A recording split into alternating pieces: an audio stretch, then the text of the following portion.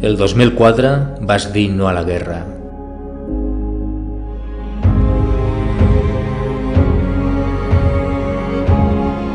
El 15M et vas indignar.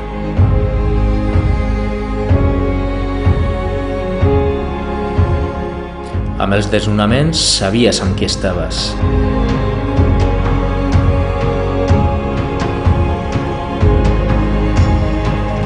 I sabies que es podia fer alguna cosa més amb els refugiats.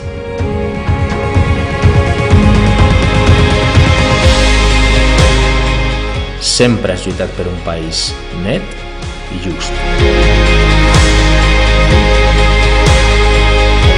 Ara podem construir-lo.